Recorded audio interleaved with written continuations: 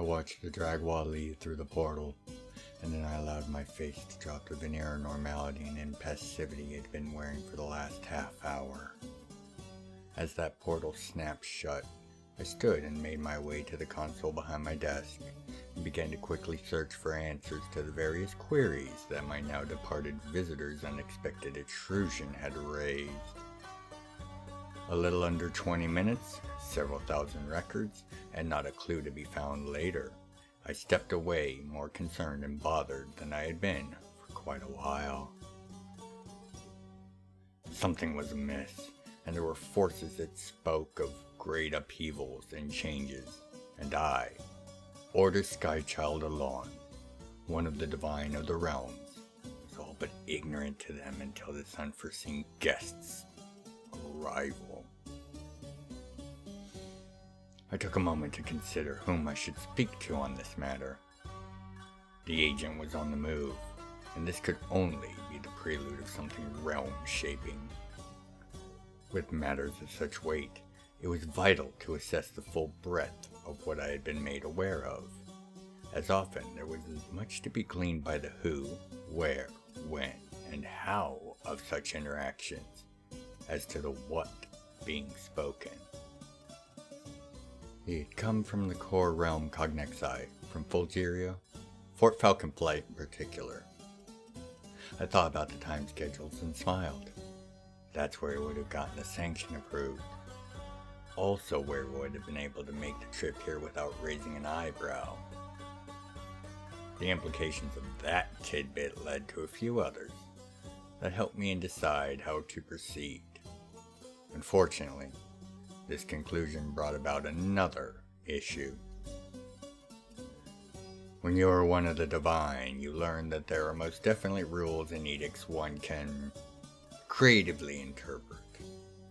Well, there are some others that are absolute, in meaning and in punishment.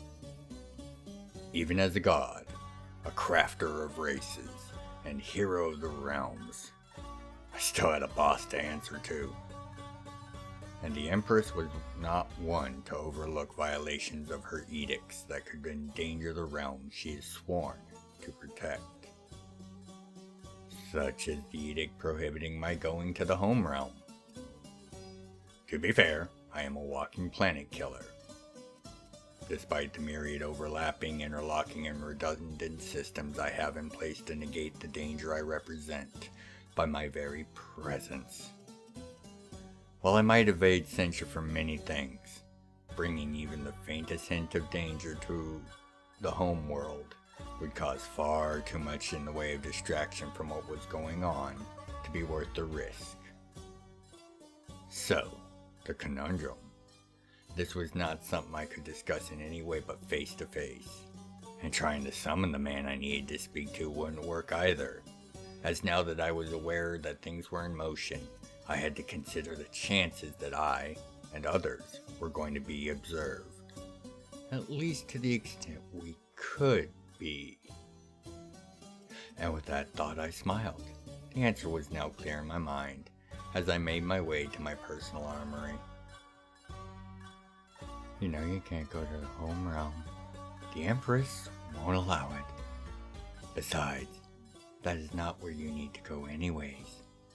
The man you seek is currently in chambers. I turned to see the child sitting on some very delicate equipment, smiling broadly under his robe's hood and swinging his legs merrily. Then a furrowing of his brow, as he no doubt tried to escape, having left his little cryptic hint, but found there was no way for him to do so. You can slip in through an open portal and then hide yourself from me, but once it's closed, there is no way out. Have you forgotten where you have snuck into? This is my realm and duty, for I am the keeper of that which may stay hidden and kept. Indeed you are, Ordis, and while I still could escape, there's no point when I can just ask you to kindly allow me to go. A soft threat, but not a wholly hollow one. I know one day I'm going to have to make an exhibit of you. With that, a flash of contempt, so unfitting a child's face. And it was gone again. But not today. I have real work to do, so off you go, little one. And with that, I opened the smallest gap in the protections that kept my home and duties safe. And the child faded away with a soft chuckle at my final barb. I left right on his heels and sealed things behind me, and set off to where I had just been so kindly directed. The city of the celestial touched, Fawn's Court. Arriving, and then boarding a private transport, I set it to take a long, winding course on its way to the center of the city, with 3 passes of each quarter on the way in. Settling in as it took off, I looked out the window and took in the wonder of the city. Having started in the Crisp Quarter, with its shifting buildings, always being changed for new uses at their owners' whims, I smiled as I saw 2 buildings almost collide, only to merge into a unified structure, new in its architecture entirely. Next, we crossed over the shadowy, dark streets of the Void Quarter, and I could see the rotating lights and the sudden shift of people's positions between passes of that illumination. If I were not a god, I would not even remember that there were people down there after the light left them and they were once more in darkness. Even as it was, I could feel the memories trying to fade. The transport shifted to a higher altitude as we entered into the Temporsis Quarter, as the vast scatterings of buildings and landings suspended in the air, set to accommodate their residents' ability to move in all directions without needing to make a transversal.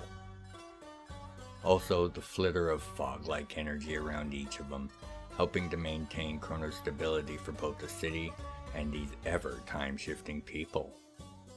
The Aether Quarter was surprisingly calm compared to the others, considering how the people were going from place to place, were doing so by the very ground lifting and carrying them along cleanly and efficiently, the people themselves adding the energy to speed and control their passage. Walking the line of Her Majesty's edict, are we? This must be very important, orders Skychild Alon, great maker of the Cognati, martyr of the great storm of scales, and master of the hidden reliquary. I turned my gaze from the window to the speaker.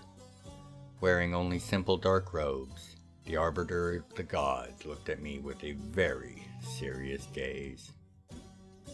Your Honor, the edict, as written, only prohibits my returning to the home realm itself, and as I am sure you are no doubt... His raised hand brought my explanation to a halt. Easy, Ordis. This is one of the few places in the realms that can actually contain your more dangerous attributes. You're lacking humor, quite in particular. A wide smile split his face. So what brings you to me today? I looked around the transport meaningfully. This needed to be private. To which only a raised eyebrow met my unasked question. Of course it was a foolish question. Just another way for me to delay what I was about to have to do. I pulled an infotome from my robe and slid it, face down, towards him. Just had to let go of a piece from my personal gallery. Thought you might be familiar with the exhibit in question. The Arbiter was famed for his ability to be unreadable, but the slightest widening of his crystalline eyes as he took and looked at the tome revealed what I already knew about his stake in this particular piece. Familiar? You're damned right I'm familiar with this exhibit. After all was done to take that thing off the board, and the loss of personnel it took me to do it, and now you just let it go without even consulting me. His glare would have been withering if it were not for the fact I hadn't actually delivered the bad news yet. It was a sanctioned release by DX level authority. I tried my best to deliver this as evenly as possible. His reaction was as immediate as it was subtle. To think about, most wouldn't even perceive it, maybe on a gut level. How does one react when another being literally stops moving, down to the atom, for just half a breath? X. And who did he send? No anger, just the directness of one trying to get things done, as he was well famed for. I needed to answer, of course, it was all in the tone, but I timed my answer for his arrival to the image of the man himself. The agent. Another breath of unnatural stillness. Oh. His stiff edge softened, and his eyes betrayed a mind in a race to put together what was going on. That both massively complicates and eases things. I am to assume that I am the first one you came to with this matter? I thought of going to Varia, but felt this might need to stay in-house. Good call. Thank you. Now, I know you will try to get away and get back to your little box in a hurry, but I insist that you stop by the house and see Naomi, then join us for a meal. There really wasn't a way for me to decline. Naomi, along with being his loyal wife, was the former right hand of the Empress herself.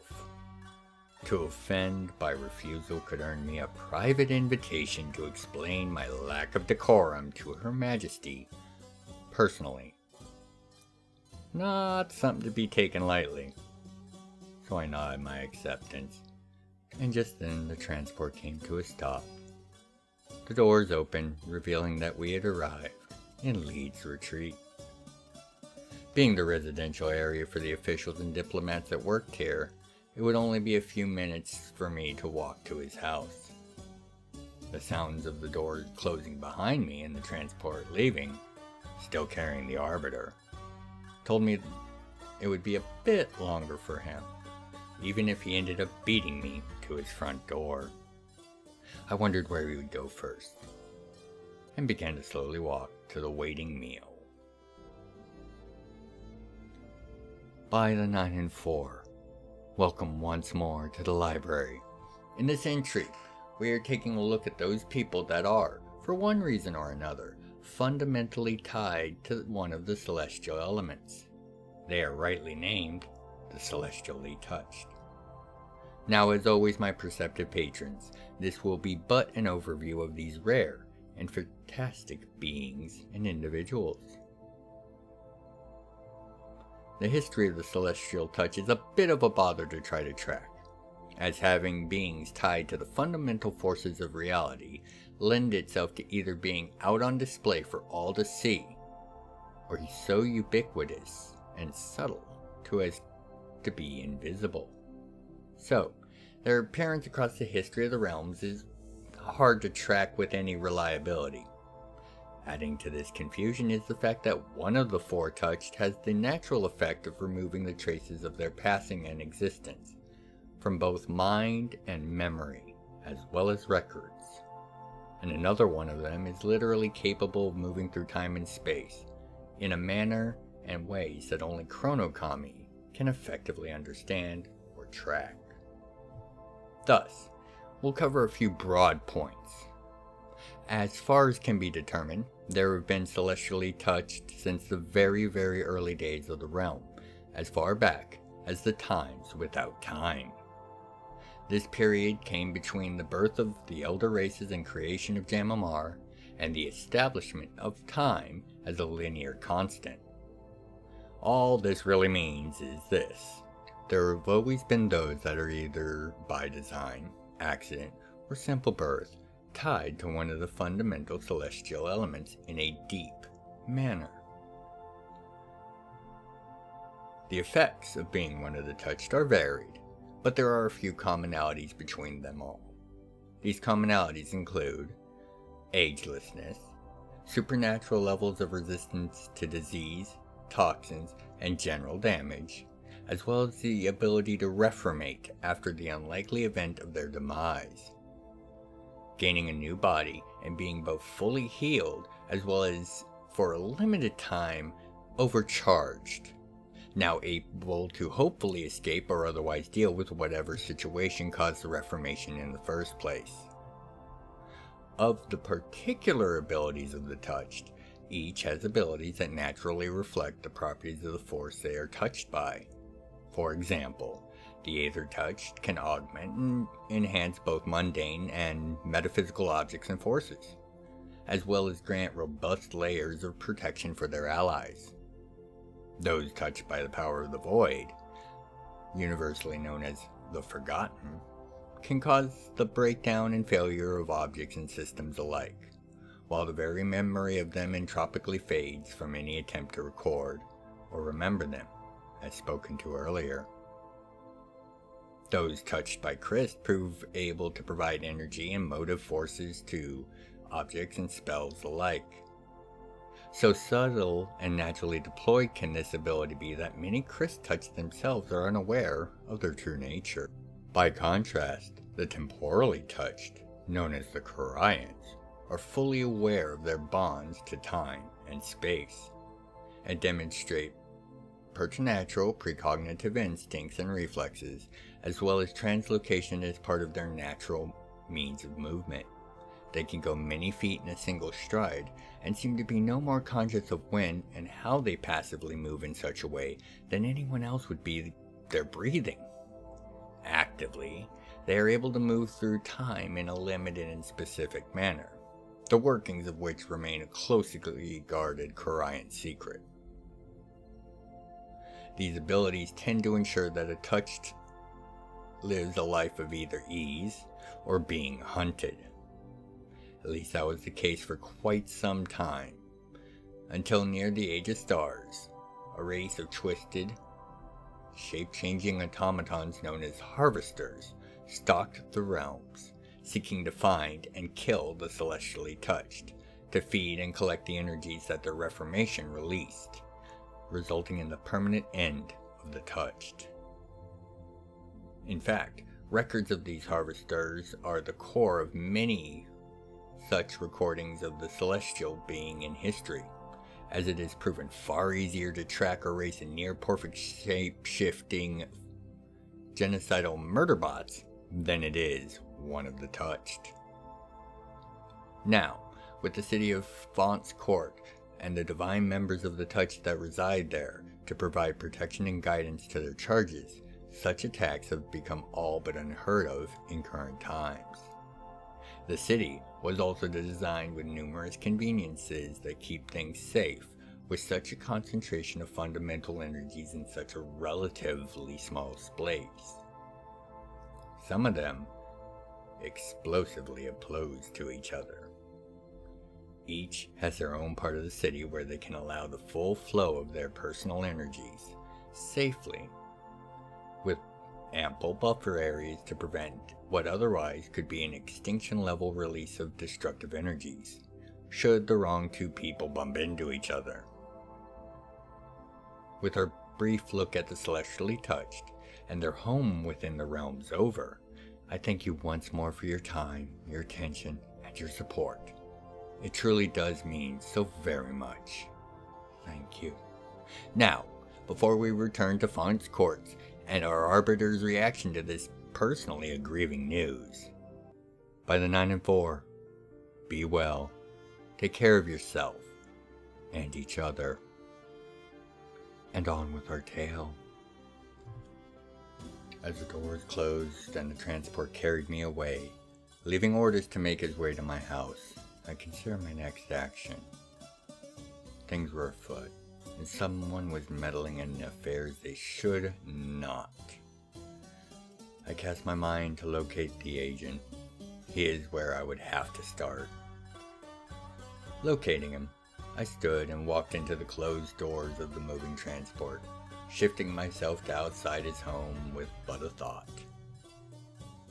The smell of this place always made me smile, as a waterfall falling into the lake before me carried the scent of all the celestial energies mingled in its waters. It was by those properties, as well as dozens of other layers of protection, that made me forced to appear outside, instead of inside and face to face with the resident of this mountain abode. Before I could give it any more thought, a land bridge broke the surface of the lake, and the waterfall parted, allowing me to step past its deceptively disguised destructive power and in to the mountain base. I chose to make the several hundred-foot crossing in a single stride, not wanting to extend things any longer than necessary.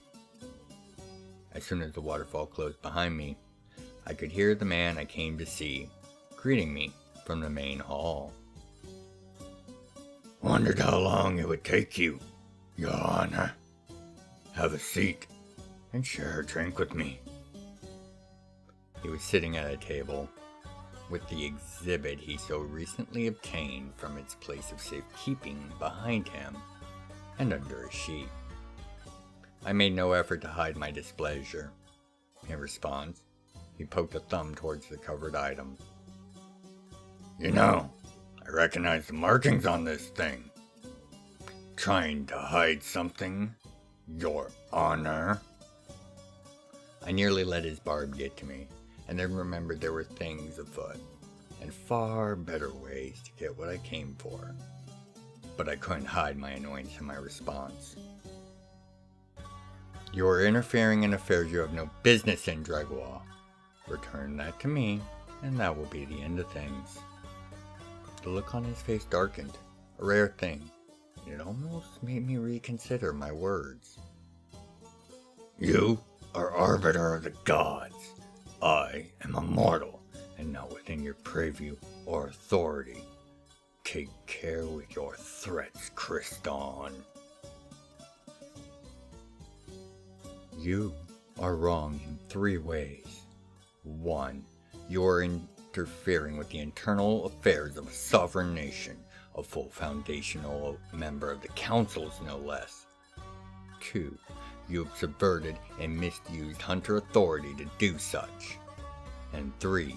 You are a damn Karian, and among my vast array of duties is the protection and governance of the touched. So, what is it that the Teltechians say? 3 strikes and you're out? I began to walk slowly towards him. He just seemed utterly unfazed, throwing an infotome at me with a flick of his metal wrist.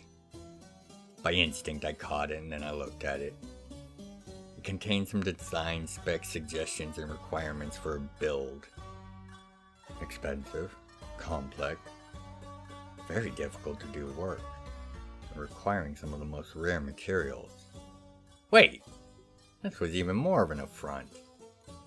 What is this? You stick your tail in my personal affairs, and when the reckoning so rightly comes for it, you expect me to build you this? You've lost your mind, right? I mean, you've gone crazy. Do you have any idea how much His glare stopped me in my tracks with its utter disinterest in my protest. If you don't think I'm good for it, and can't see past your own affairs to the larger picture, I would remind you to remember who backs me. Mortal God. That caused me to stop and look more fully at the design and consider all that I knew about the situation. A smile crossed my face as various fragments of information began to form a larger, if still incomplete, picture of my mind. Of course, this was how they did things in such cases. He'd done his homework, but he had a flaw in his plan. One that would derail his efforts before they'd even began. And that gave me an angle to play, so I took it. So, you're going to be recruiting? It is being prepared for. Why? He knew I was up to something, that wry smile on his face. And this is the well you are choosing to draw from. I made it clear I knew some he did not. He took a long moment before he decided to answer. One of them. What are you getting at? One of them. That meant this was bigger than I was hoping. He gave me that bit of information as a gesture, so I guess I should have played nice. We got a good setup so far. I pulled a data stone from a pouch on my belt, but you're using the wrong incentive. Here, this should help you out. I tossed it to him with the same motion he had used with the infotome. He caught it and plugged it into the data port on his arm without a word. And after a few moments he looked at me with a serious, exasperated face. And how in the realms am I to manage a trick like that? Those don't exist. Not my issue, Karayan. I'll be off. It seems I have my own work to do. Waving the tome, I turned and made for the exit and began forming the thoughts that would take me back to my house, just in time to answer the door for orders. So, how long until you need this? 6 months. Year would be best. Oh, no pressure then. Just a task that should take at least a decade and a 20th of the time. Hugh is being downright reasonable today. You best know what you're doing. You have no concept of what that thing can do if it should go bad. I locked it away for a reason, and I will not hesitate to inform management post-haste should your endeavor even hint at becoming a threat to the realms. And should it become a threat, your backer will answer for it, and I will see them take your touch for this, at the very least. My last line left the air still, and his soft, flat response told me the stakes were much higher than I wanted to have considered. I'd expect nothing less, Lord Arbiter. We all carry out our duties as we must. Acceptance of my threat in such a plain way. Not a comforting sign. The less bluster and pretense, the more dire the stakes. And with that, I left, intent on figuring out what game was being played, and why the gods were being left